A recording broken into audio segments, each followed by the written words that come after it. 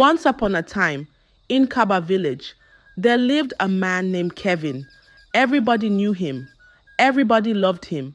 He was kind. He was generous. If you had no food, Kevin would feed you. If your child could not go to school, Kevin would pay the fees. People clapped when they saw him. Children ran after him, calling his name. Kevin, Kevin, the village elders praised him. May the gods bless you, my son. But Kevin had a secret, a big secret. Every Sunday night when the moon was high, Kevin left his big house. He walked through the village, past the sleeping houses, past the empty market, straight to the cemetery. People saw him.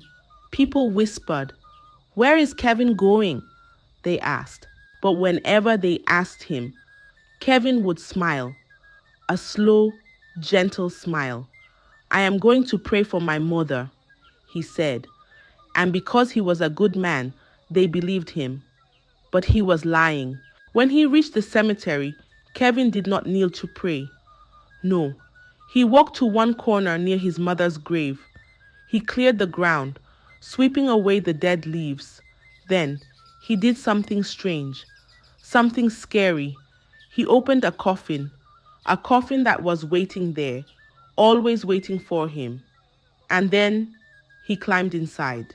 The wind blew, the trees swayed, the owls hooted, but Kevin lay in the coffin, eyes closed, silent, breathing slow.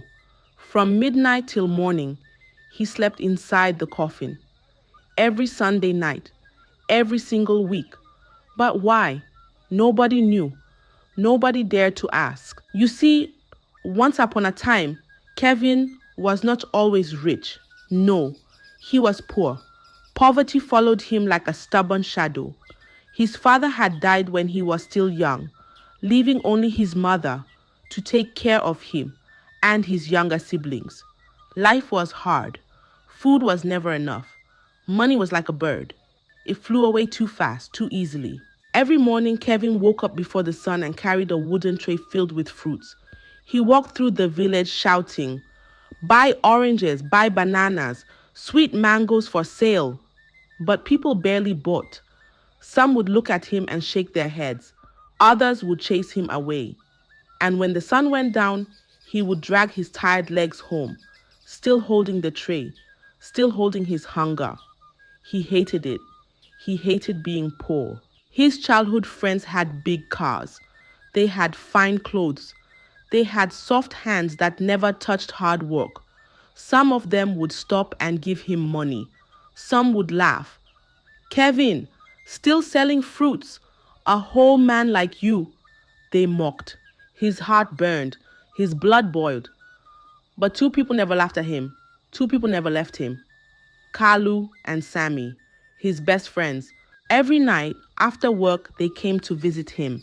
They sat outside his small house talking, laughing, dreaming. "Kevin, don't worry," Kalu would say. "One day you will also be rich." "Business is good," Sammy would add. "You just need the right opportunity." But Kevin was tired. That night, as they sat under the moonlight, Kevin sighed, a deep, painful sigh. "I am tired," he said, his voice low. "I feel like killing myself." His friends looked at each other. Then Sammy leaned forward, his voice barely above a whisper. "Kevin, do you want money?" Kevin sat up straight. His heart jumped. His eyes widened. "Yes, yes, I do," he said quickly. Kalu and Sammy exchanged glances again. Then, without another word, they stood up. "Follow us," Kalu said. And just like that, Kevin followed them. He did not know where they were going. He did not know what was waiting for him, but he did not care. All he wanted was money. That night, Sammy and Kalu led Kevin away, deep, deep into the forest. The trees stood tall like silent watchers. The wind whispered like ghosts telling secrets. Kevin's heart was racing, but he did not stop. He wanted money. He wanted wealth. He would do anything. Kalu and Sammy walked fast. Kevin followed behind, his heart pounding. The road was long. The night was silent. No one spoke. Finally, they reached a house. But it was not just any house. It was old. It was strange. The walls were cracked. The door was broken. The air smelled like something rotten. Kevin shivered. Where are we? Kalu knocked once. The door creaked open by itself. Inside, a man sat. He wore a long red robe. His face was hidden behind a mask. His hands rested on his knees, long and bony. His voice, deep, slow, heavy, filled the room like a ghost. Why are you here? The man asked. Kevin swallowed. His throat was dry. His lips were dry. His bones felt dry. I want money, he said. His voice was not loud, but it was firm. The old man nodded slowly. Money, he repeated. Money does not come for free. If you want money, you must pay a price. Kevin's stomach tightened. What price? He asked. The old man leaned forward. The air around him grew colder. Bring someone you love, he said, and you will be rich forever. Silence, cold silence, a silence so heavy it sat on Kevin's chest like a rock. Kalu and Sammy stepped back. Their faces were pale. Their hands were shaking. No, Kalu said. We can't do this. This is madness, Sammy added. And before another word was spoken, they turned. They ran. They did not look back. But Kevin did not run. He stood still. He stared at the man. His heart was loud in his ears. His body was frozen. Bring someone you love. Bring someone you love. His mother's face flashed in his mind. Her warm smile. Her soft hands. Her tired eyes. He thought about the big cars, the fine clothes, the people who laughed at him, the hunger, the shame. He thought and thought and thought. Then he made a terrible decision. The night was quiet. The moon was full. The stars washed from the sky. Kevin walked home slowly. His feet felt heavy. His heart felt heavier. As he entered the compound, he saw her, his mother, sitting outside, humming softly. She always sang at night. A slow, sweet song. A mother's song. She turned and smiled. My son, you're back. Kevin nodded. Yes, Mama. She patted the stool beside her. Come and sit. Let's talk. But Kevin did not sit. He did not talk. He just stared at her. Her wrinkled hands, her tired face. The woman who had carried him in her womb. The woman who had suffered for him. He took a deep breath. I cooked for you, he said, forcing a smile. Your favorite soup. His mother's face lit up. Ah, my son, you always think of me. She followed him inside, sat down, watched as he served the food. The smell filled the room, hot, fresh, delicious. But inside the soup, inside the thick, rich broth, was something else, something no one could see. A sleeping herb, strong, powerful, silent. His mother took the first spoon, then another, then another. She smiled. You cook well, my son? Kevin forced a smile. Then, suddenly, she yawned. My son, I feel so tired, she murmured. Her eyes fluttered. Her hands grew weak. The spoon dropped from her fingers. She leaned back, and then, silence. Kevin stared at her. His heart pounded. She was not dead. Not yet, but she would not wake up. Quickly, he moved. He grabbed a wooden cart. He lifted her gently, carefully, onto it. The night was darker now. The road was lonely. The village was asleep. Slowly, he pushed the cart through the small back paths, through the thick bushes, past the farms, past the trees. His hands trembled. His legs shook, but he did not stop. He reached the forest, the house. The old man was waiting. You have done well, the man said. Kevin did not speak. He could not. The old man sprinkled a black powder over his mother's body. He chanted strange words. The air turned cold. The trees whispered, the ground trembled, a strong wind blew. Kevin's mother took her last breath. The old man turned to him. It is done. Kevin still did not speak. He felt nothing. The next morning, he opened his eyes, but he was not in his small house. He was in a mansion. His walls were golden. His bed was soft. His torn clothes were gone. He wore fine garments. His empty pockets were full of money. Everything he ever wanted was now his. But the woman who loved him the most was gone forever. The news spread fast. The villagers whispered. The boy who once sold fruit now lived in a golden mansion. Kalu and Sammy came to see for themselves. They walked through the grand gate. They looked around. Everything was shining. The floors, the walls, even the chairs. Servants moved up and down, carrying trays of food. Perfume filled the air, the smell of wealth. Kalu whistled. Kevin, this is unbelievable.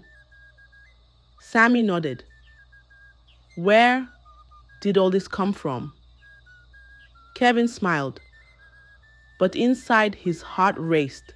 He could see it in their eyes, the questions, the suspicions. Then Sammy asked the question that made his chest tighten. Kevin, where is your mother? Kevin's smile faded. Kalu stepped forward. How did you get all this money? Kevin swallowed. His friends were too smart. If they found out the truth, it was over. He had to stop them. That evening he threw a feast, the biggest feast the village had ever seen. Meat, wine, music, laughter. But his eyes were on Kalu and Sammy. He filled their cups himself. He poured the wine, but inside he mixed something, a strong sleeping potion. Sammy drank first, then Kalu. Minutes passed. Sammy blinked. His head dropped. His body slumped forward. Kalu tried to stand, but his legs failed him. Kevin, what is this? His voice was weak. Kevin did not answer. He only moved quickly.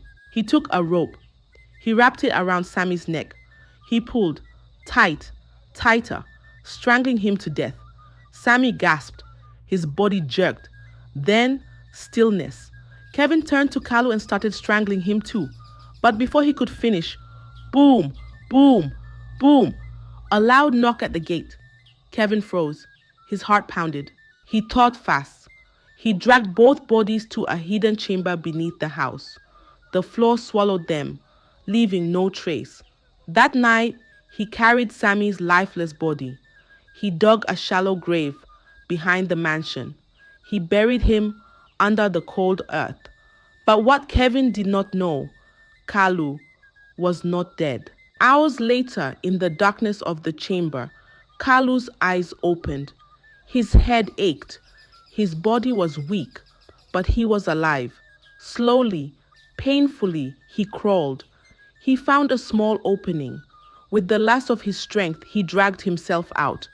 And before the sun rose, he fled the village. Kevin had money, plenty of it, but money was like palm wine. It made him thirst for more. One evening, as he sat in his grand house, staring at his golden plates, he sighed. I need more money. I want to use money to clean my mouth after eating, he said to himself. His greed burned inside him like fire. So he went back to the oracle. The old man sat in the dark room, waiting, as if he already knew Kevin would return. Kevin did not waste time. I want more. The oracle nodded slowly. Then give to the poor. Solve everyone's problem for 3 days. Kevin frowned. Give my money away? The oracle's eyes glowed. Only for 3 days. Then you will have more than you ever imagined. Kevin hesitated, but greed pushed him forward. He agreed. The next morning, he called his servants. Cook food for the villagers. Give money to everyone. Solve all their problems. And so, for 3 days, Kevin became a giver. He fed the hungry. He paid debts. He gave gifts. The villagers clapped. They sang his name. Kevin, the generous one. But after the third day, Kevin sat in his mansion and looked around. He had almost nothing left. His pockets were light. His house no longer felt golden. He marched back to the oracle. I have done what you asked. Where is my reward? The old man smiled, a slow, knowing smile. Now, he said, you must sleep in a coffin for 7 days. Kevin's heart skipped. A coffin, he asked. The oracle nodded. Do it, or lose everything in 24 hours. Kevin's mouth was dry. His hands were sweaty. But he had come too far. He could not turn back. He closed his eyes, took a deep breath, and agreed. And that was how the sleeping in the coffin at the cemetery began. Kevin then followed the old man to the cemetery where he had buried his mother. There, he stood at the center, staring at the golden coffin. It shone under the dim light, smooth and perfect. The oracle's voice was deep, slow, heavy. Do not scream, do not talk, no matter what happens. Kevin swallowed. His chest was tight. His hands were sweaty. But he had come too far. Slowly he stepped forward. He touched the coffin. It was colder than ice. The lid creaked as he opened it. He took a deep breath and lay inside. The oracle's face disappeared. The lid closed. Darkness. Day 1. It was quiet. So quiet he could hear his own heartbeat. Kevin breathed slowly. He told himself, this is not hard. It's just sleeping. The hours passed. He waited. The night was long, but he did not move. Day 2. Hunger. His stomach growled. His throat was dry. He licked his lips. He thought about food, roasted meat, fresh fruit, hot soup, but there was nothing, just darkness. Day 3. Something touched him. A finger, a hand, cold. Software moving slowly across his arm. His body stiffened. His breath stopped. He wanted to scream. Do not scream. Do not talk. He squeezed his eyes shut. Day 4. The whisper started. Software low. Too many voices at once. Kevin. Kevin. They called his name from every corner, from inside his own ears. He covered his face. He could still hear them. Day 5. Hands. Many hands. Grabbing his arms, touching his legs, pressing against his chest.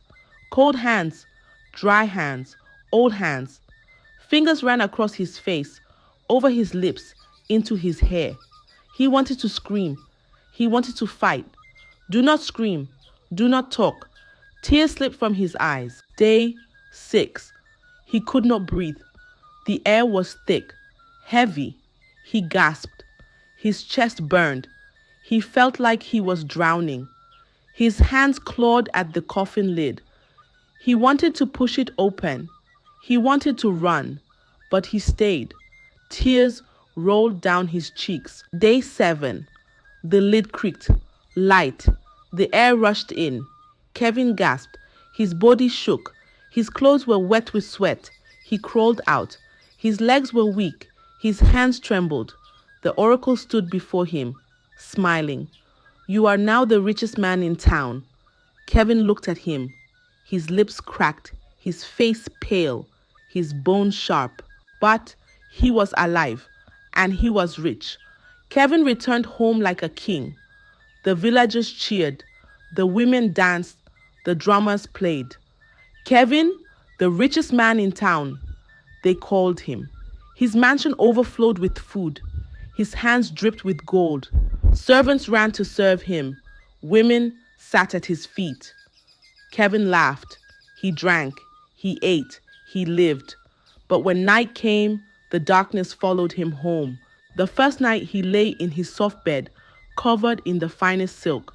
He closed his eyes. Then whispers, Kevin, Kevin. He sat up quickly. His heart pounded. He looked around. Nothing. He wiped his face. It's nothing, just my mind. He lay back down. Then, cold fingers touched his legs. Kevin jumped up. The room was empty. The windows were shut. The doors were locked. But something was there. The second night, he locked every door. He lit every lamp. He placed gold in his bed, thinking maybe wealth would protect him. But as soon as he closed his eyes, Kevin, the voices were louder. You did this to us, he gasped. He covered his ears. Cold hands grabbed his neck. He choked. He kicked. He fell off the bed. But when he looked, there was nothing. The third night, he did not sleep. He sat on his throne, his eyes wide, his heart racing. But the shadows moved. The hands reached for him. The whispers became screams. Kevin, you did this to us. You will never be free. Panicked, he ran. He ran out of the mansion, into the night, his feet bare, his robe dragging in the dust, straight to the oracle. He fell at the old man's feet. Please help me, he cried. The oracle laughed. A deep, slow, wicked laugh. You wanted more. Now you have more. Kevin shook his head. His lips trembled. Please, he begged. Please. The oracle looked at him, his face dark, his eyes empty. Go and never come back. Kevin froze. His body felt cold. The air felt heavy. He looked at the oracle one last time, hoping, praying. But the old man turned away. Kevin knew there was no escape. He left. But his nightmares followed him, and his secrets were about to get exposed by none other than his friend, Kalu, the one who had escaped from Kevin the day he was strangled alongside Sammy. The sun hung high over Kaba village. Women carried baskets on their heads. Children played in the dust, and men sat under trees, drinking palm wine. Life was normal, peaceful. Then, a voice cut through the air like a knife. Come and see what Kevin has been doing. Heads turned, eyes widened, hands paused mid-work. The voice was Kalu's. The villagers gasped. Kalu had returned. But he was not the same. His clothes hung loosely on his body, torn and dirty. His skin clung to his bones. His feet were cracked. His eyes, wild, dark, filled with something no one could understand. He stood in the village square, breathing heavily, sweat dripping down his face. Follow me! Come and see the truth, he shouted. Some hesitated, some whispered, but many followed. Down the narrow path, past the big houses, past the silent farms, straight to the cemetery. The air was still. The leaves barely moved. The sky, once bright, was now covered in gray clouds. Then they saw him, Kevin, lying inside a coffin. His body was cold, his face was pale. His lips moved, but no words came out. Only strange whispers, software broken, meaningless. His eyes were wide open, staring at nothing, yet seeing everything. The villagers gasped.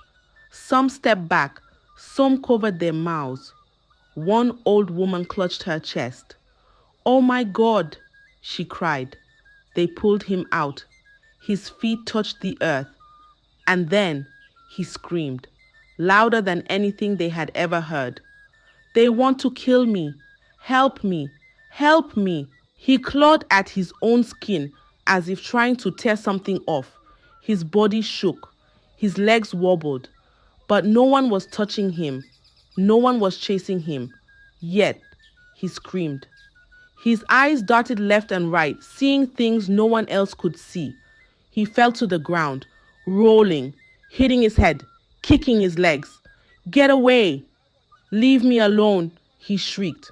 The village herbalist, an old man with deep lines on his face, stepped forward. He placed his hand on Kevin's forehead. His eyes closed, his lips moved in silent prayer. Then, he shook his head. He is mad. He cannot be saved, the herbalist said. His voice was low, final. His soul is cursed, the villagers whispered. Some pitied him, some feared him. Kevin's breathing was loud, heavy, desperate. His hands trembled as he looked around, his body jerking. Then he panicked. No, no, they are coming. They are here. His voice cracked. His body shook. He turned and ran through the graves, through the trees. His bare feet hit the ground hard. His robe flapped behind him, into the forest, deeper, deeper. His screams echoed through the trees.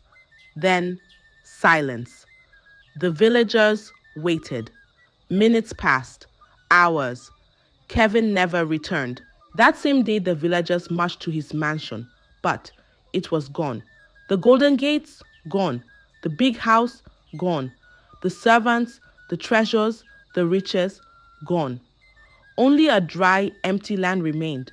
The villagers stood, mouths open, eyes wide. It was as if Kevin's wealth had never existed. Only dust remained. Only silence. That night, the elders sat under the moonlight. They did not drink. They did not laugh. They only spoke in low voices. And the people of Kaba village listened. Because that night, a new lesson was written in the hearts of the people. A lesson no one would ever forget. Greed may take you high, but it will never let you rest. I hope you enjoyed the tale. If so, please like the video, share it with your family and friends, comment on it, and don't forget to subscribe to the channel and turn on the notification bell for more enchanting tales like this one. Goodbye.